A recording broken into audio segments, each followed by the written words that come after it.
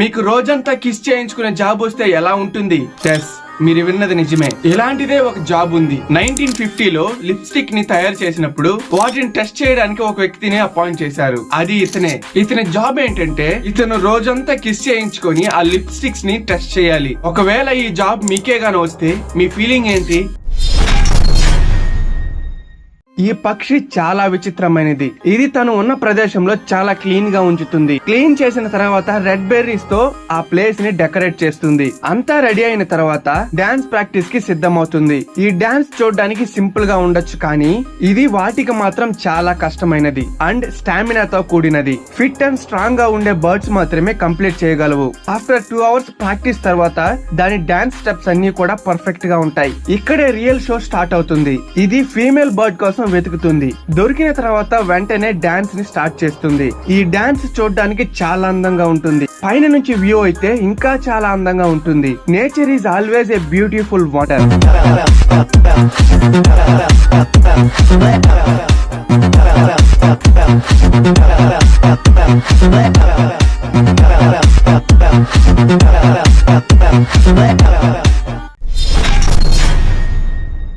మనందరికి మ్యాథ్స్ లోని equal to తెలుసు, కానీ ఈక్వల్ టు ని ఎందుకు డబుల్ లైన్స్ లో రాస్తారని మీకు తెలుసా? పూర్వకాలంలో ఈక్వల్ టు ని వర్డ్స్ రూపంలో ఈజ్ ఈక్వల్ టు అని రాసేవారు. అయితే మ్యాథ్ మెజిషియన్ అయిన రాబర్ట్ రికార్డ్ ప్రతిసారి ఇలా రాయడానికి అలసిపోయేవాడు. సో 1557 లో ఆయన 2 లైన్స్ ని యూజ్ చేయడం స్టార్ట్ చేశాడు. అయితే ఆ 2 లైన్స్ ఈక్వల్ గా ఉండడం గమనించాడు. సో అప్పటి నుంచి ఈక్వల్ టు ని వాడుతున్నారు. అలాగే ఈయన మైనస్ ప్లస్ ను కూడా ఈయన ఇన్వైట్ చేశాడు.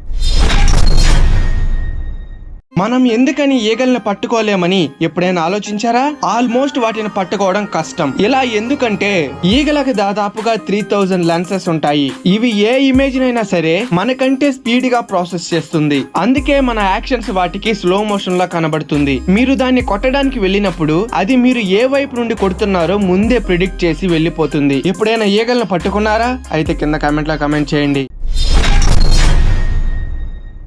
మనం ఆడే టెన్నిస్ బాల్ ఎందుకు బొచ్చు బొచ్చుగా ఉంటుందని ఎప్పుడైనా ఆలోచించారా? సో ఇవి గజిబిజిగా ఉండడమే చాలా ఇంపార్టెంట్. ఇక్కడ టెన్నిస్ బాల్స్ అనేటివి చాలా ఫాస్ట్ గా ఉంటాయి. ఇవి దాదాపు 160 km/h అయితే చేరుకోగలవు. అదే వీటికి ఆ ఫజినెస్ అనేది యాడ్ చేయకపోతే అవి 160 km కన్నా కూడా ఎక్కువ స్పీడ్ ని జనరేట్ చేయగలుగుతుంది. సో ఈ స్పీడ్ ని తగ్గించడానికే ఈ బొచ్చు అనేది యాడ్ చేశారు.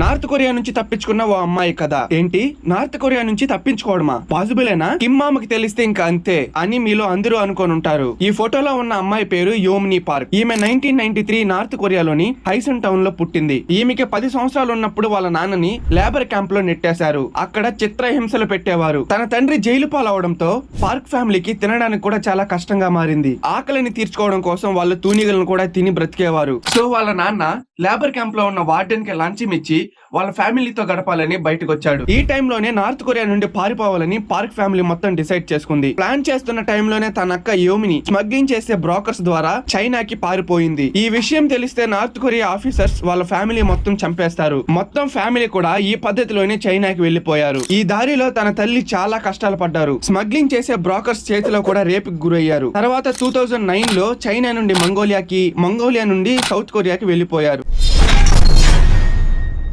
లవ్ సింబల్స్ ఎందుకని నిజమైన హార్ట్ షేప్ లో ఉండవు, కానీ మనం హార్ట్ అని పిలుస్తున్నాం? యాక్చువల్ గా ఈ రియల్ హార్ట్ షేప్ లా ఉండవు. ఎందుకని ఎప్పుడైనా ఆలోచించారా? దీని అంతటికి కారణం ఈ ప్లాంట్. పూర్వకాలంలో ఈ ప్లాంట్ ని మెడిసిన్ గా యూజ్ చేసేవారు. ఈ ప్లాంట్ లవ్ ని రిప్రజెంట్ చేసేది. ఎందుకంటే దీని విత్తనాలు ఎగ్జాక్ట్ గా హార్ట్ షేప్ లో ఉండేవి. అప్పటి నుంచి ఈ సింబల్ సర్క్యులేట్ అవడం స్టార్ట్ అయింది. అప్పటి నుంచి ఇప్పటి వరకు మనం ఆ షేప్ ని హార్ట్స్ అని పిలుస్తున్నాం.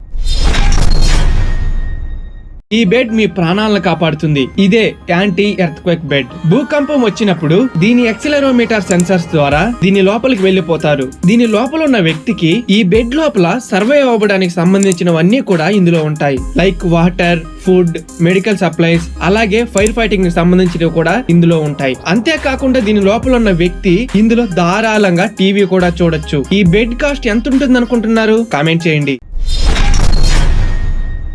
ఈ కంట్రీలో మన ఇండియన్ రూపీ చాలా ఎక్కువ. ఇన్ని రోజుల వరకు డాలర్ మాత్రమే ఎక్కువ అనుకున్నా. ఇండియన్ రూపీ వాల్యూ లేదు అనుకున్నాం. మనందరికీ అమెరికా డాలర్ అంటే చాలా గొప్పగా ఉంటుంది. ఎందుకంటే ఒక్క అమెరికన్ డాలర్ మన ఇండియాలో దాదాపుగా 83 రూపాయల దాకా ఉంది.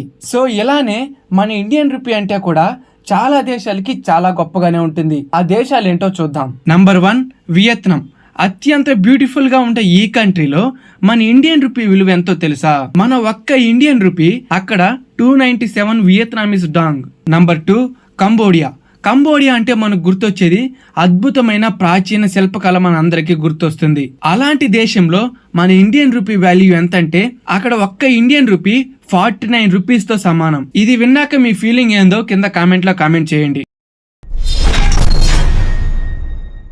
ఈజిప్ట్ హిస్టరీ అంటేనే చాలా అద్భుతమైనది. అలాగే అందులో ఉన్న మమ్మీస్ కూడా. వీటి గురించి విని ఉంటారు, అలాగే చూసి కూడా ఉంటారు. కానీ మమ్మీస్ ని ఓపెన్ చేయడం ఎప్పుడైనా చూసారా? 2500 సంవత్సరాల పురాతనమైన మమ్మీని ఒకటి ఓపెన్ చేశారు. అలాగే దాన్ని చూడటానికి కూడా చాలా మంది వచ్చారు. అసలు అందులో ఏముందో మీరే చూడండి.